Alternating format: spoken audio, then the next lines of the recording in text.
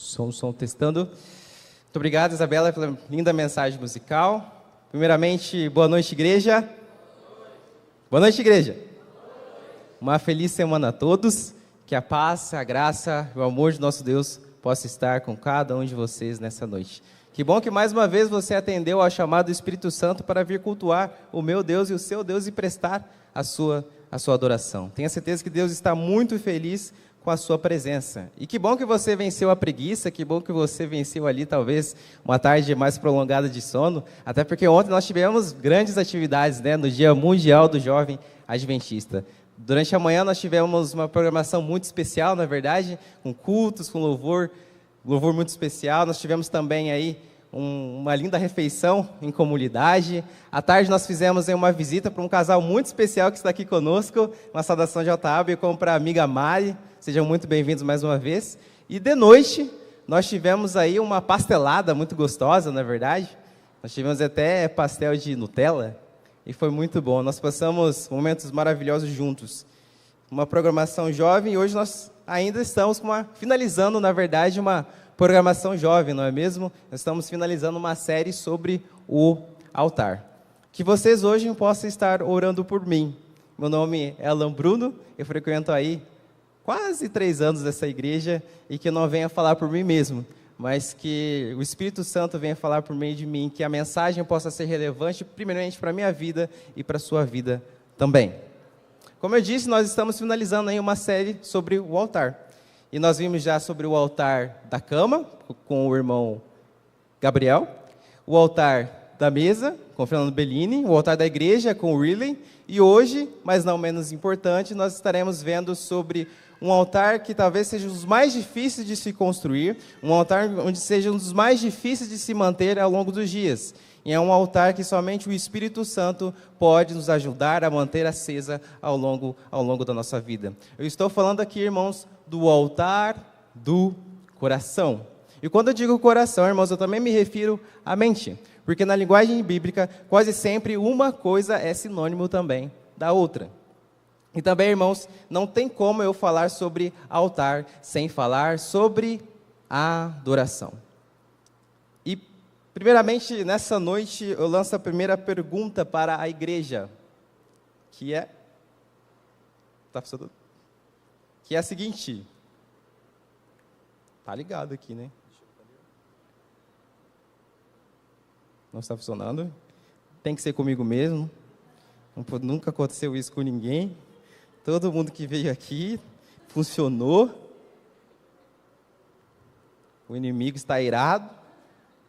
Vamos lá. Não foi. Não deu certo. Você pode passar para mim, ô Pompeu?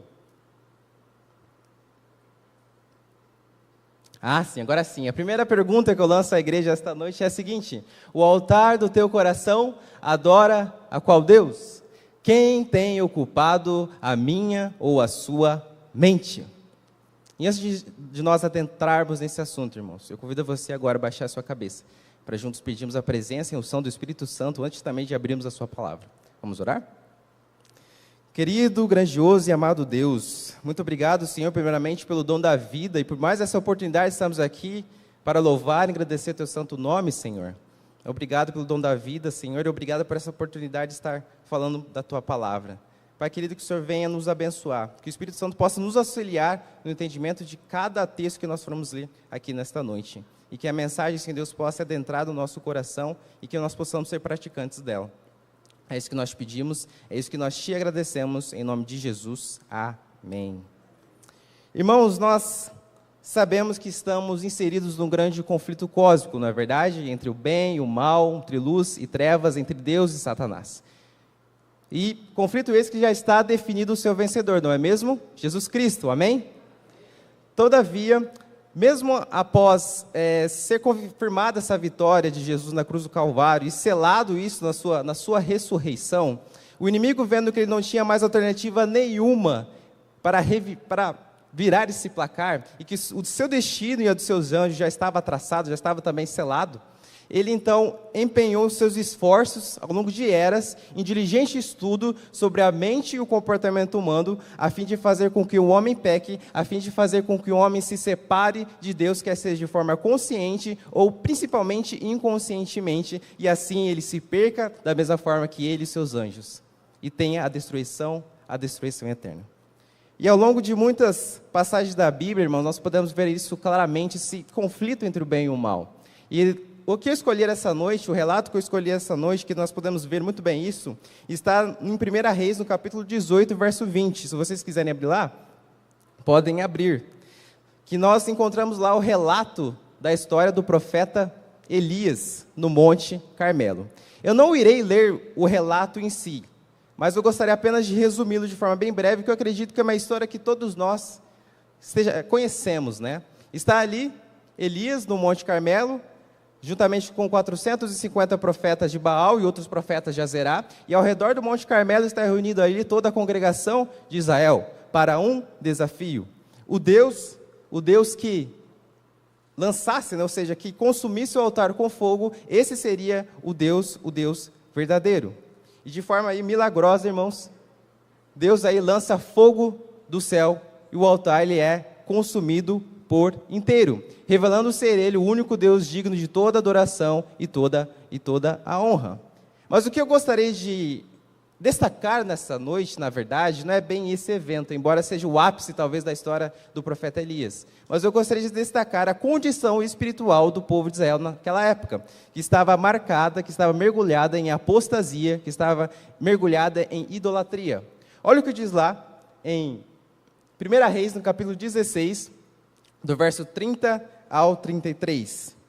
Olha o que diz. Se vocês quiserem abrir a Bíblia, eu vou dar um tempo, que é legal também a gente, embora esteja ali para auxiliar, mas é importante nós manusearmos a Bíblia.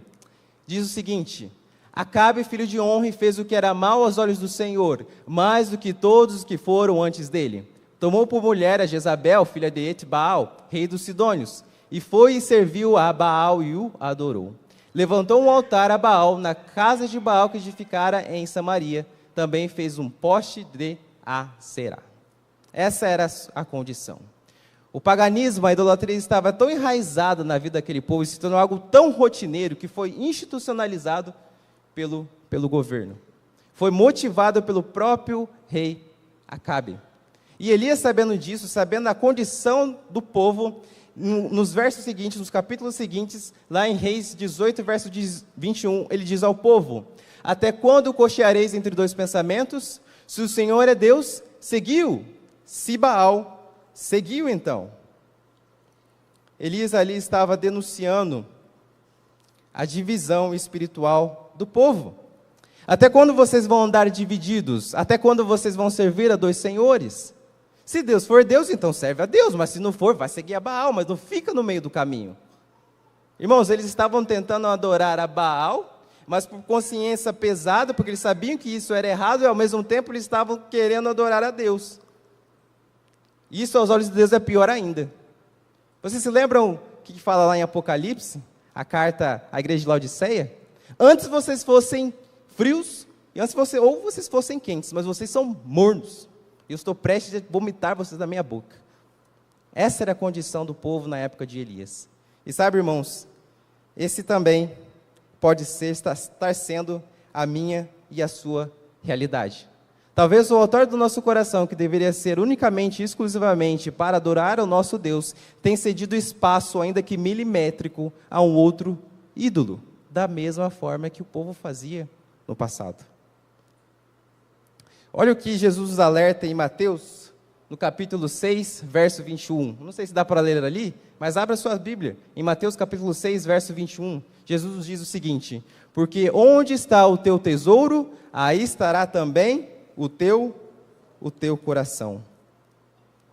Aquilo, irmãos, que mais valorizamos, aquilo que mais dedicamos tempo, aquilo que mais dedicamos recursos, revela o que ou a quem nós adoramos.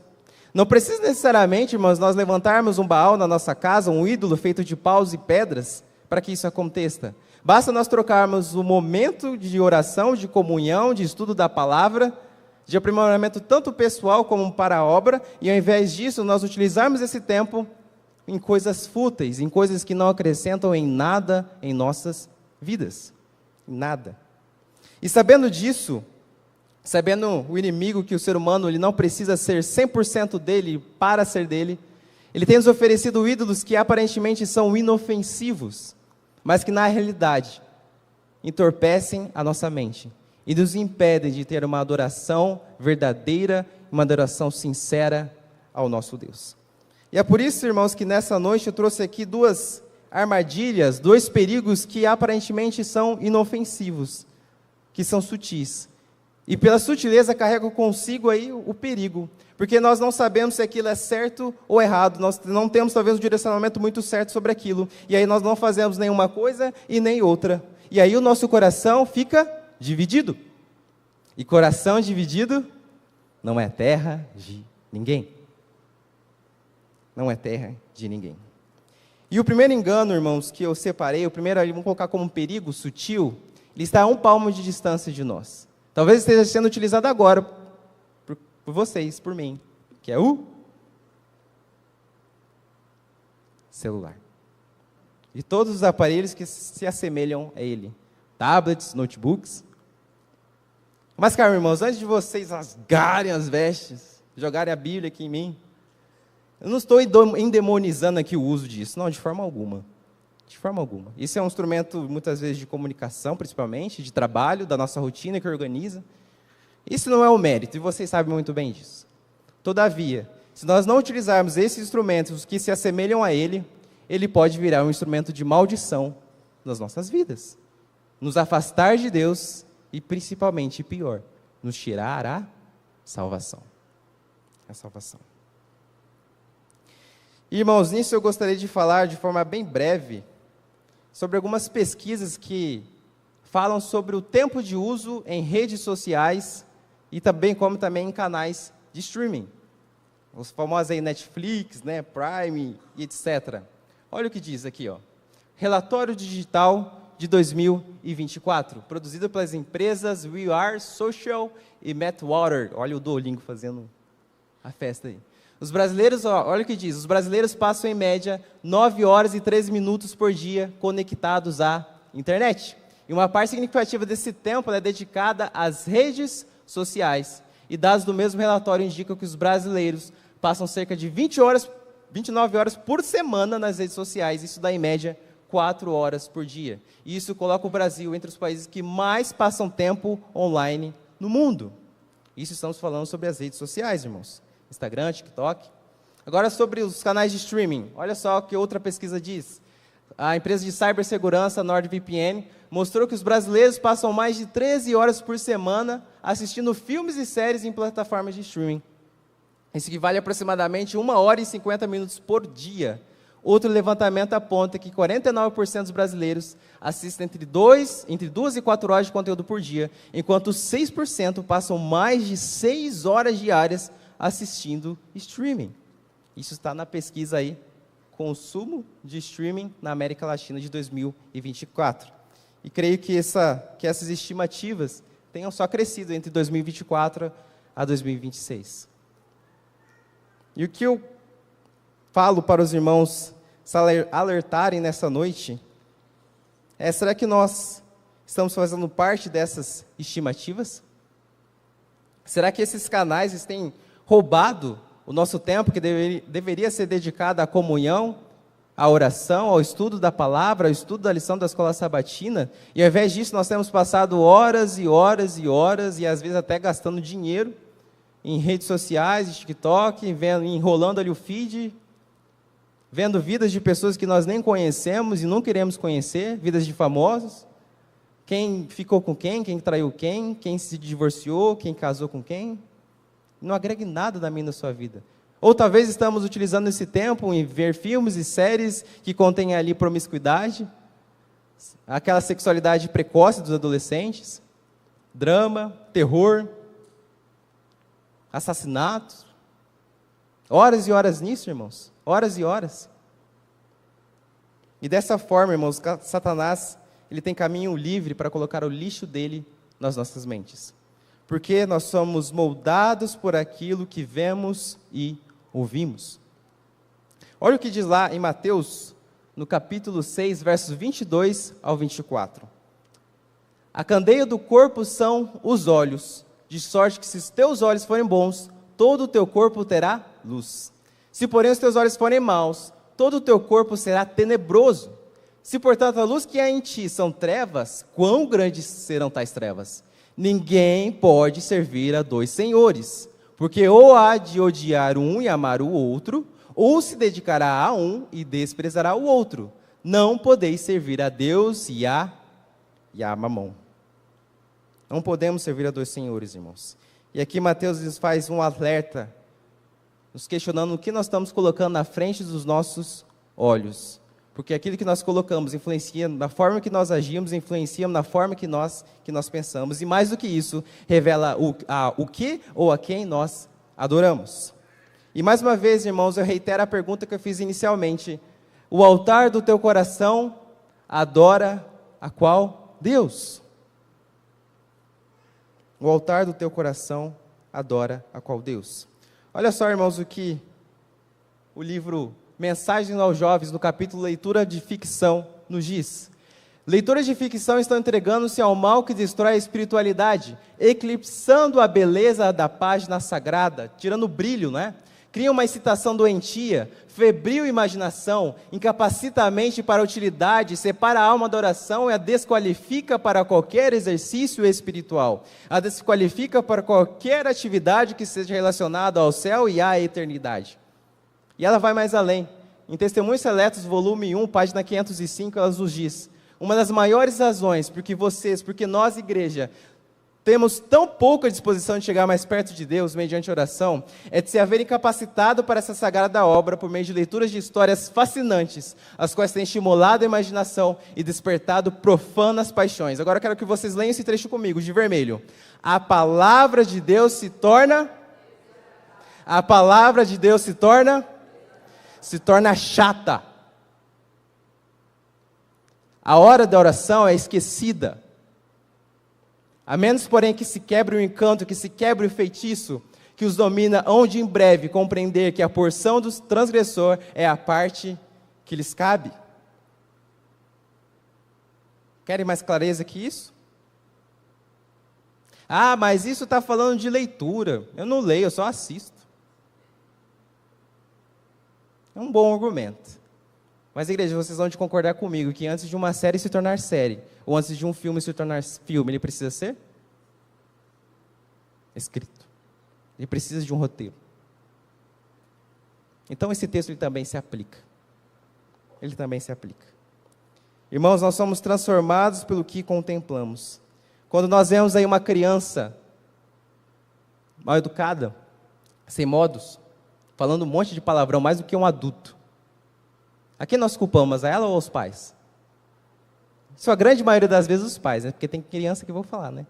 Mas isso a grande maioria dos pais. Por quê? Porque nós entendemos que aquela criança ou que aquele adolescente vive num ambiente em que os pais, os responsáveis, os curadores, seja quem lá tem ali, que os cuide, às vezes falam muito palavrão, também são às vezes desonestos, não tem princípio nenhum, não, sabe? Vive uma vida totalmente leviana. E aquela criança e aquele adolescente só reproduz aquilo que ele vê em casa. Da mesma forma nós, irmãos. Quanto mais tempo nós dedicamos vendo esse tipo de conteúdo, quanto mais tempo nós dedicamos em Instagram, TikTok, rolando ali de forma despretensiosa, você sabe o que eu estou falando, que você fica ali rolando, e passa uma, passa duas, passa 3 horas. Quanto mais tempo nós ficamos assistindo séries e filmes que mexem com a nossa emoção, que nos deixam agitados, que deixam a nossa mente agitada, menos atração nós temos pelas coisas da Bíblia, pelas coisas do céu. Muito menos atração.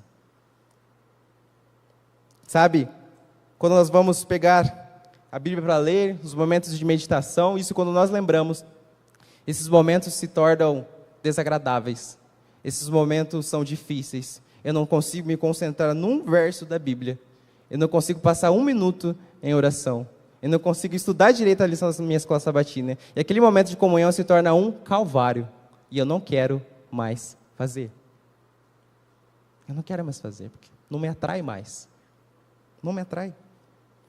E aí, irmãos, quando nós nos damos o luxo de perceber aí a nossa situação, a gente vem e fala que nós estamos desanimados com a igreja. Ah, pastor, ore por mim. Estou muito fraco na fé. Não tenho vontade de orar, não tenho vontade de ler a Bíblia, não tenho vontade de ler minha lição. Nada na igreja está bom, não quer participar de nada, não quer se envolver em nada. Está tudo errado, está tudo cinzento.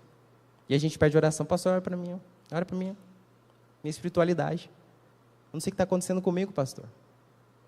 Mas na realidade, irmãos, talvez o pedido correto seria, pastor, meu amigo, minha amiga, meu ancião, minha anciã, ore para Deus colocar força em mim, para eu me afastar da tela do celular e passar mais tempo em comunhão com Deus. Essa deveria ser a oração correta. E aí sim, irmãos, nós iremos ver realmente a mudança do Espírito Santo na minha e na sua vida. Aí sim o tal desânimo vai se tornar ânimo. Nós temos que ter cuidado, irmãos, daquilo que nós vemos e também daquilo que nós ouvimos. Ah, isso é papo furado. Eu escuto, eu vejo, eu assisto, não mudou nada na minha vida, eu estou aqui na igreja, eu estou cantando, eu estou pregando, estou fazendo tudo normal. Isso aí é para gente fraca, mente fraca, não é? Amém, irmãos, por você estar firme ainda. Amém, glória a Deus por isso. Mas olha só que também Ellen White nos alerta, do livro Mensagem aos Jovens, páginas 272. Ninguém está tão firme nos princípios corretos, ninguém está tão protegido da tentação, que esteja seguro lendo essa história. Não dê margem ao erro, meus queridos. Não dê espaço para Satanás, porque ele não vai ter piedade nem de mim, nem de você. E ele vai arrasar a nossa vida. Irmãos, eu não estou falando aqui que a gente não pode assistir mais nada. Não estou falando isso. Não. Nós não vivemos numa bolha. Isso é fato. Todavia, irmãos, eu prezo aqui, eu peço que tenhamos equilíbrio, que tenhamos limites, e possamos aí levar em conta o princípio que nós encontramos lá em Filipenses, no capítulo 4, verso 8 e 9. O que diz lá? Quanto mais, irmãos, tudo que é verdadeiro, tudo que é honesto, tudo que é justo, tudo que é puro, tudo que é amável, tudo que é de boa fama, se há alguma virtude, se há algum louvor, nisso pensai. O que também aprendestes e recebestes e ouvistes, e vistes em mim, isso fazei, e o Deus de paz será convosco. Antes de pensar em consumir algo, irmãos, faça o seguinte questionamento: isso me aproxima ou me afasta de Deus?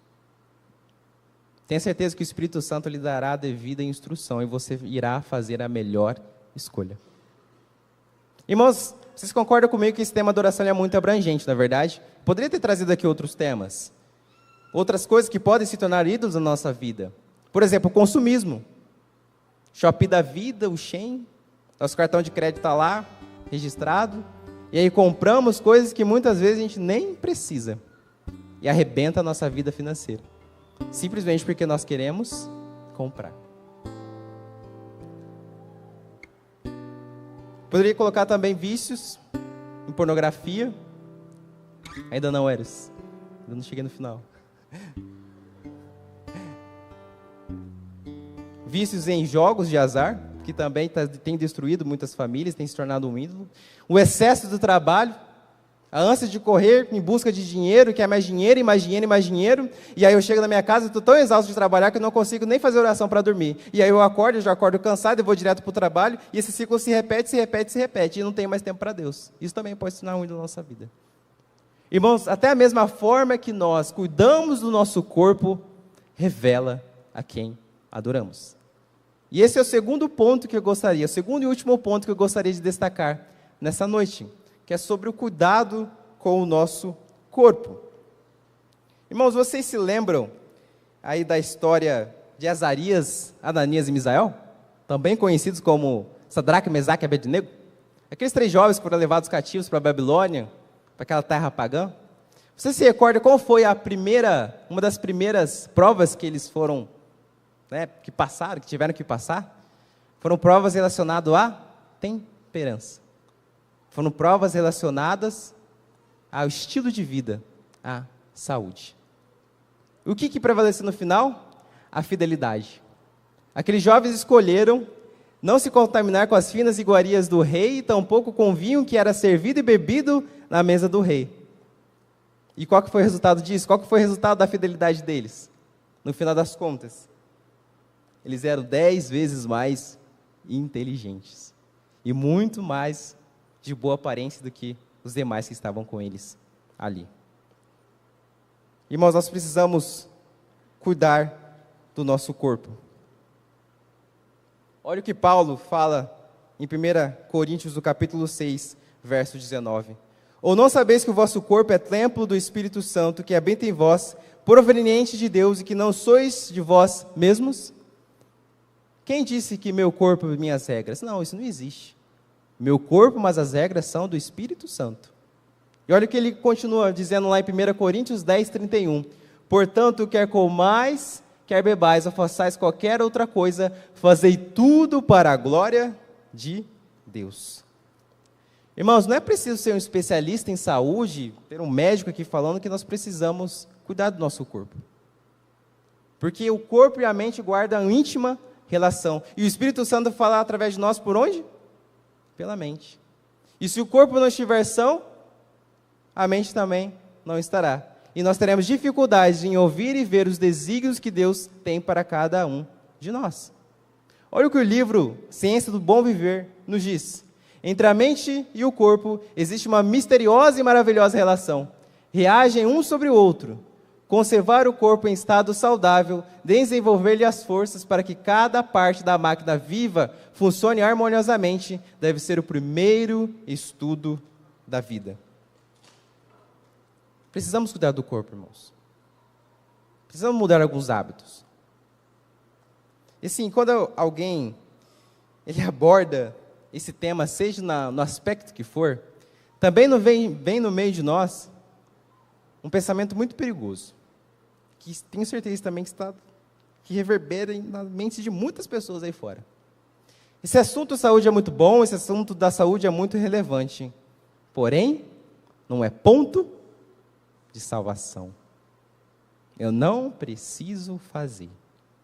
Eu sou salvo pela graça.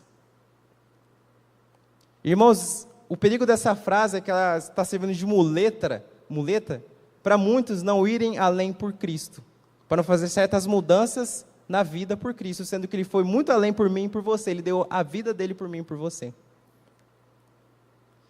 E gostaria de fazer mais uma pergunta aos irmãos essa noite. Tem algum limite que nós podemos atingir aqui nessa terra de perfeição? Sim ou não? Pode responder, é objetivo. Tem como nós sermos perfeitos nessa terra? Sim ou não? Sim ou não? Não? Então por que nós nos limitamos em achar que guardar o sábado e vir à igreja ao sábado e não comer carne de porco já é o suficiente, que nós já estamos salvos? Por que nós nos portamos assim? Por que nós, às vezes, não melhoramos em nada, em nenhum outro aspecto da nossa vida, e só focamos nisso? E a gente já se considera os melhores adventistas do mundo.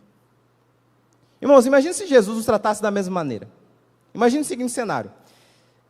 Nos apresentamos perante Jesus, perante Deus, e vamos fazer uma oração, e Ele nos recebe, meu filho e minha filha, que bom que você está aqui, você veio me agradecer pelo meu sacrifício?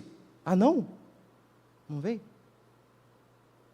Ah, então, lamento, eu não posso te ajudar, eu morri na cruz lá atrás, eu já fiz a minha parte, não precisa mais fazer nada, aguarda aí, espera aí eu voltar e tudo vai ser resolvido. É assim que Jesus nos trata? Mas é assim que nós tratamos a Deus, quando vemos com esse tipo de papo mesquinho, de que não é ponto de salvação, e nós acabamos que não queremos melhorar em nada na nossa vida, e ficamos aí estagnados. Irmãos, de fato, nós somos salvos pela graça, e eu não estou aqui pregando salvação por obras. Nada do que nós viemos fazer vai ser suficiente e não vai nem nos permitir ganhar 1 centímetro do céu sequer. Nós somos salvos unicamente pela graça de Cristo. Mas, irmãos, é inegável que nossos frutos revelam de quem nós somos. É uma questão de causa e consequência. É uma questão de causa e consequência. E graças a Deus, irmãos, que nós vivemos numa igreja, numa comunidade que nos motiva a ter uma vida saudável, uma vida melhor, né? Agora há pouco, né? Já vou aproveitar a deixa. Termos aí um curso de culinária que a gente vai poder aprender a fazer umas receitas mais saudáveis, colocar no nosso dia a dia, não é verdade? Nós também temos um grupo aí de futebol, que se reúne às quintas-feiras. Quem quiser aí jogar um futebol às 7h30 procure o Bellini, procure o Renan. Aí nos reunimos aí, suamos um pouco a camisa, movimentamos o nosso corpo. Vira e mexe, o Ministério da Saúde também tem promovido caminhadas ao ar livre, não é? Em vários pontos da cidade, em várias praças. Tudo isso, irmão, para nos motivar a ter hábitos mais saudáveis. Perceba, eu não estou falando aqui exclusivamente de vegetarianismo, porque não adianta de nada nós sermos vegetariano e não mexer o corpo. Sermos aí, né, parados. Não faz sentido, irmãos. É uma coisa complementa a outra, e nós precisamos ter hábitos mais saudáveis. A gente sabe do que a gente pode melhorar. Não estou falando aqui para você já sair daqui, só comer planta e viver de água, não estou falando isso. Mas a gente pode, talvez, diminuir um pouquinho o consumo ali do refrigerante, diminuir um pouquinho do açúcar. Eu tenho muito problema com açúcar, estou tendo muita dificuldade, mas estou tentando. Talvez, hoje não vou pedir um iFood, hoje eu vou fazer uma receita que eu aprendi lá no curso de culinária. Pequenos hábitos, irmãos, que aos poucos a gente vai melhorando. Mas nunca ficar estagnado. Nunca achar que a gente está bem, que está tudo bem na minha vida. Eu estou esperando Jesus voltar para ser arrebatado. Não, irmãos, não faça isso. Até o nosso corpo revela quem nós adoramos. Até o nosso corpo. Irmãos, o último verso dessa noite, ele se encontra lá, agora sim, em Romanos, no capítulo 12, verso 1 e 2. E Paulo nos diz o seguinte: rogo-vos, pois, irmãos, pela compaixão de Deus, que apresenteis os vossos corpos em sacrifício vivo, santo e agradável a Deus, que é o vosso culto racional. E não sejais conformados com este mundo, mas sede transformados pela renovação do vosso entendimento, para que experimenteis qual seja a boa, agradável e perfeita vontade de Deus. Não sejais conformados com este mundo. Não fica parado. Não estagne sua vida espiritual. Há sempre alguma coisa a melhorar. Não se amolde aos termos deste mundo. Faça eles se amoldarem aos seus termos. Irmãos, quando Paulo nos fala para nós nos apresentar como um sacrifício vivo, ele não está falando para a gente erguer um altar, tacar fogo e se jogar lá. Não é isso. Ele está nos dizendo, para nos apresentarmos como sacrifício vivo, que todas as vezes que nós negamos o nosso eu por amor a Cristo, nós estamos sendo um sacrifício vivo. Todas as vezes que eu deixo de ver algo que é do meu agrado, mas eu sei que não é do agrado de Deus, eu estou sendo um sacrifício vivo. Todas as vezes, irmãos, que eu deixo de escutar uma música de cunho duvidoso, mas que é sim do meu agrado, mas eu sei que não é do agrado de Deus, eu estou sendo um sacrifício vivo. Todas as vezes, irmãos, que nós deixamos de comer ou beber algo que enche os nossos olhos, que dá água na boca, mas eu não faço, eu falo, não, hoje eu vou ficar mais light. Eu estou sendo um sacrifício vivo.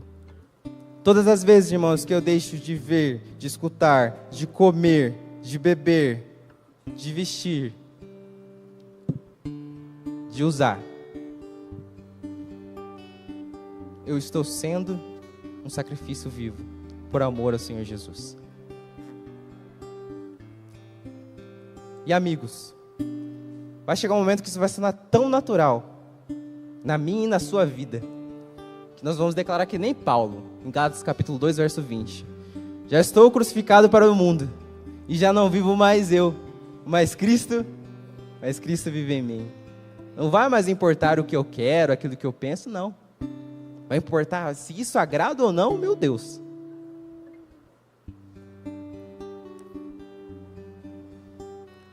Talvez nós, quando ouvimos esse tipo de mensagem, logo vem na nossa cabeça extremismo, radicalismo.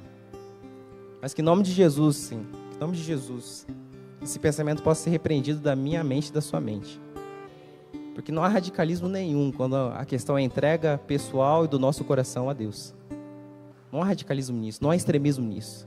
É o diabo que quer que você fique parado e não faça nada mais. Não queira mudar a sua vida. Aí ele fala para você, isso é coisa de gente conservadora. Tá de boa, guarda seu sábado, fica de boa. Não, irmãos. A gente precisa melhorar em vários aspectos. Em vários aspectos. Eu sei que é difícil. Todas essas coisas aqui. E muitas coisas também estou lutando. Eu não sou nenhum exemplo. Como Paulo fala, de todos os pecadores eu me considero um dos piores. Ou o pior. Mas, irmãos, eu decidi na minha vida que eu não quero mais viver um cristianismo pífio. Sabe, um cristianismo tão vazio. E esse é o meu desejo também para essa igreja. Há muitas coisas que a gente pode fazer para melhorar a nossa vida. Vamos tomar cuidado, irmãos. Jesus está voltando. E talvez eu e vocês estejamos sendo enganados, a gente nem sabe. Vamos tomar cuidado, vamos ter equilíbrio no que nós vemos, ouvimos, no que nós consumimos. Tudo revela o que adoramos. Cada escolha, desde quando você acorda pela manhã, revela de quem você é. Eu e minha casa serviremos ao Senhor. Que essa possa ser a nossa oração, a nossa decisão.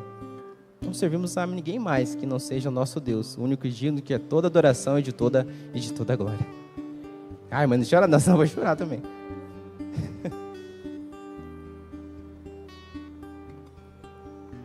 Vamos nos cuidar, irmãos, uns dos outros. Aqui está meu filho. Eu fico com muito medo de como ele vai crescer. E das coisas que ele vai viver. E das coisas que esse maldito diabo vai tentar colocar na vida dele. Vamos cuidar dos nossos filhos, das nossas crianças. Mesmo que berre, mesmo que grite. Mas vamos cuidar uns dos outros. Vamos nos cuidar, jovens, adolescentes. Não tô pregando aqui extremismo nenhum. Não fica com medo de ser chamado de chato na sua roda de amigos. Ah, agora vem um crentão lá. Assistia, agora não assiste mais. Comia, mas agora não come mais. Agora tá chato. Não tenha vergonha disso. Muito pelo contrário, isso é alegre. É isso que Jesus nos fala. Quando te perseguirem pelo meu nome, regozijai-vos, porque o seu galardão está próximo, porque a sua recompensa vai ser muito grande. Quando começarem a te perseguir, é porque você está no caminho certo. É porque o diabo não está feliz com a minha e com a sua mudança. Que o altar do meu e do teu coração possa servir, possa adorar o único Deus, Jesus Cristo, que deu a sua vida por mim e por você, que foi muito além por mim e por você. Deixou o céu, a glória, a eternidade, para vir esse mundo sujo, imundo, e derramar seu sangue por pecadores que não mereciam. Ele foi além, e a gente também pode ir por ele.